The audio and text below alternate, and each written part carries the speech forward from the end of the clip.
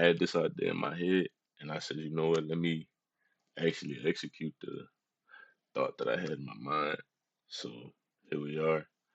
Um, y'all see what's on the screen. It's a crazy accomplishment. Um, this is my third year, going into my third year of trading. Um, yeah, it's been crazy, but I finally feel like I found that that that level playing field, that level surface.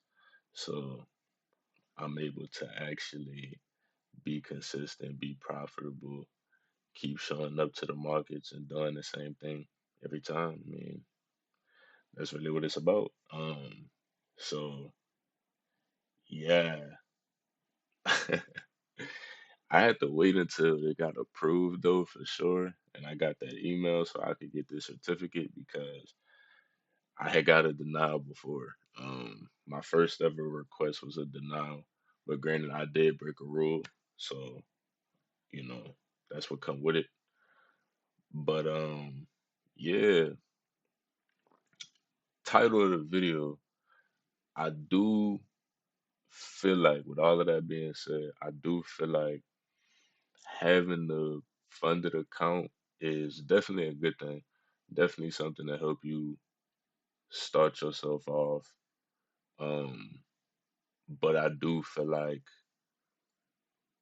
and this could be just me personally, but I have heard of other people talking about it before too. But I feel like I really need to have a live account. Or for me, it's more so going back to a live account. So when I first started, I was on a Webull futures account, which I can pull that up right now because I got a whole play for Monday that I'm already trying to brew up. So but yeah, as you can see at the bottom, Webull. So this is my old Webull account that I ended up blowing. This was like last year. I think I started with like 500 in the account, something like that, and was not even to my knowledge then was actually profitable because I didn't even really know what I was doing. Like I was kind of just when you first starting out and really trying to be be all for it. And especially for me with futures, I had never done futures before. I was strictly on forex and crypto, um, but that wasn't really working for me. So I decided, you know what, I'm gonna go ahead on go to the futures, see what I could do, and yeah, it's been like that ever since. But I did have to go through my first little loss of all my money. Well, not all my money, but loss of all my money that I had invested into myself in order to start trying to pursue trading. Because at the time, I didn't know about funded accounts. I didn't know about prop firms. I didn't know about none of that. So it wasn't until more research that I learned. Once I learned, then all right, it's good. But yeah, so I just feel like for me, especially, and well, I can't say that it's only Apex because I trade top step accounts before, and it's like I don't like feeling like I have to monitor what I make in a day. I feel like it should always be that you able to capitalize on your days. So what do I mean by that? Apex has a 30% consistency rule.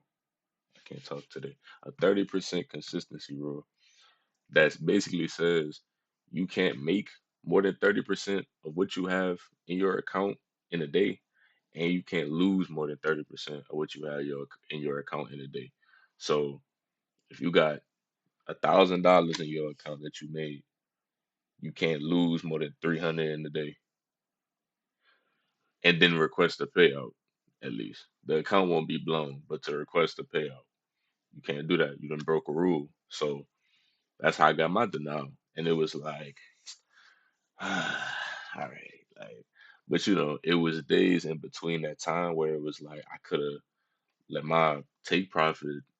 I could have bumped it way further, but I'm trying to stay within those guidelines to make sure that I'm able to get the money that I made, the money that I earned.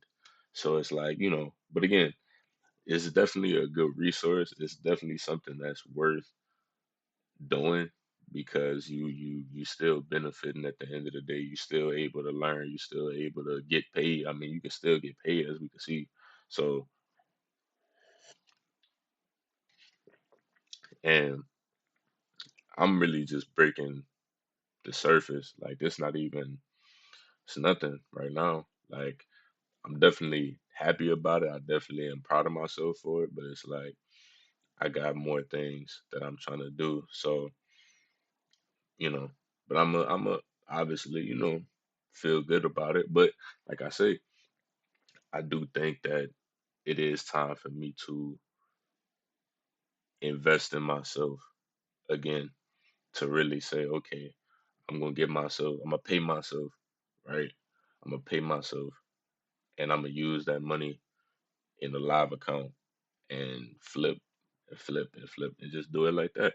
Because all in all, what people don't really talk about with prop firms and funded accounts in general is I could have a 50K account, but the account is only worth the drawdown that they have on the account. So if my live trailing drawdown is 2,500, that account is only worth $2,500 because if I lose 2,500, the account is blown. So therefore, it can only have that amount in it at one time to be even considered an account in the first place. So do with that information what you will. I mean, you know how much contracts cost or what you're trying to trade. You match it up. So, for example, let's take a look. So if I'm looking at this Swiss, what is it, Swiss futures? This is something I just pulled up, but these contracts, let's go to this. These contracts, it ain't that much. It's $6.25 a tick. Like this the 1 hour time frame. And not to mention too, I'm able to hold my trades overnight and really be a swing trader. You can't swing when you with the prop firm. You gotta close it that day. Depending on what firm. Maybe some firms let you do it. I don't know. Apex, they don't. They gonna close it no matter what your position it was. You ain't no bouncing back. So and I don't really care for that because I feel like you should have freedom to let your profits run and let your stuff do what it want to do. So, move this over. But basically for this move for Monday, but it might not even be Monday. I really might just wait and see if we get some different type of motion going on based on these 2 points. And I know that this top line not really as connected, but it is what it is. Always just going for touch points. I definitely am a trend type of trader, so I'm always looking for really just touch points and trend lines, and I'm trying to just catch reversals. So as we can see here, I'm looking for just a direct reversal off of this move after this touch right here.